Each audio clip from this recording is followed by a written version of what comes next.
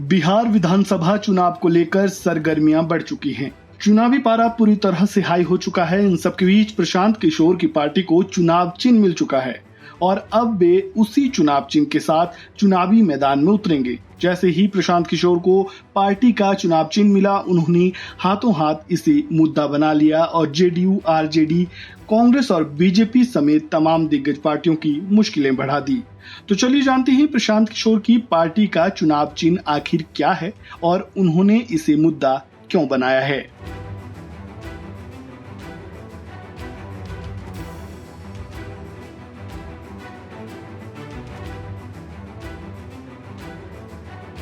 बिहार विधानसभा चुनाव के लिए सभी पार्टियां मजबूती के साथ तैयारियां कर रही हैं। प्रशांत किशोर की राजनीतिक पार्टी जन सुराज पार्टी भी पूरे दमखम के साथ मैदान में उतरने का दावा कर चुकी है। इन सब के बीच चुनाव आयोग ने पार्टी को चुनाव चिन्ह भी दे दिया है। जी हां, चुनाव आयोग ने जन सुराज को पहचान दी है।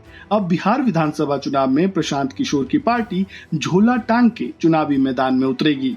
जी हां, पीके की नई नवेली जनसुराज पार्टी को चुनाव आयोग ने स्कूल बैग यानी स्कूल का बस्ता चुनाव चिन्ह के रूप में दिया है। बिहार की 243 विधानसभा सीटों पर पार्टी इसी निशान के साथ मैदान में उतरेगी। ये तो बात हुई चुनाव चिन्ह की। अब जरा ये जान लेते हैं कि आखिर प्रशांत किशोर ने इसे कैसे मुद्दा बना लिया। पार्टी को चुनाव निशान मिलने के मौके पर प्रशांत किशोर की प्रतिक्रिया भी इस पर सामने आई है। उन्होंने कहा, लालू नीतीश के 35 साल के राज में बिहार के बच्चों की पीठ से स्कूल का बस्ता हटाकर बोरा बांध दिया है, मजदूरी का बोरा बांध दिया है। जन सुराज की सोच बिहार की गरीबी को खत्म करने का रास्ता है। शिक्षा यानी स्कूल का बस्ता, बिहार के लोगों के लिए रोजगार का रास्ता है स्कूल का बस्ता। बिहार में पलायन रोकना है तो उसका रास्ता है स्कूल का बस्ता।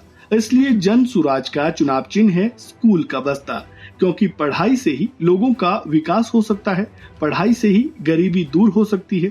बिहार में गरीबी दूर करने का सबसे बड़ा जरिया है अच्छी पढ़ाई। जनसुराज का पूरा फोकस ही है पढ़ाई और रोजगार। जी हां, प्रशांत किशोर को पार्टी का चुनाव निशान स्कूल बैग क्या मिला। उन्होंने लालू यादव से लेकर नीतीश कुमार तक पर हमला बोल दिया और बिहार के बच्चों को शिक्षा से वंचित रखने का आरोप लगाया, जिसके कारण भी आज पलायन पर मजबूर हैं। प्रशांत किशोर जहां तमाम पार्टियों पर निशाना साध रहे हैं, तो वहीं वे ये पहले ही साफ कर चुके हैं कि वे किसी भी दल के साथ गठबंधन नहीं करेंगे। उन्होंने कहा था, चुनाव से पहले या चुनाव के बाद जन सुराज पार्टी किसी भी पार्टी से गठबंधन नहीं करेगी। प्रशांत किशोर और उनकी पार्टी के नेता कार्यकर्ता हर सीट पर जनता के बीच पहुंचकर बिहार को लेकर अपना विजन और रोड मैप बता रहे हैं। हर विधानसभा क्षेत्र में प्रशांत किशोर की नुक्कड़ सभाएं आयोजित की जा रही है। बात अगर जनसुराज पार्टी के सियासी सफर की करें तो प्रशांत की जनसुराज पदयात्रा राष्ट्रपति महात्मा गांधी की जयंती के मौके पर 2 अक्टूबर 2022 को शुरू हुई थी। पीके ने करीब 2 साल पदयात्रा कर बिहार के अलग अलग हिस्से नापने, जनता का मिजाज भांपने के बाद 2 अक्टूबर 2024 को जनसुराज पार्टी बनाने का ऐलान किया था। इसके बाद अब उन्होंने स्पष्ट रूप से कहा है कि उनकी पार्टी चुनाव से पहले या बाद में किसी भी पार्टी के साथ गठबंधन नहीं करेगी। इस वीडियो में फिलहाल इतना ही। जन सुराज पार्टी को मिले चुनाव चिन्ह पर आपका क्या कहना है, कमेंट बॉक्स में अपनी राय जरूर दें। वीडियो को लाइक करें, शेयर करें, चैनल को सब्सक्राइब करें और खबरों से जुड़े ताजा अपडेट अगर आप सबसे पहले पाना चाहते हैं तो बेल आइकन को दबाना बिल्कुल न भूलें। धन्यवाद। Subscribe to One India and never miss an update. Download the One India app now.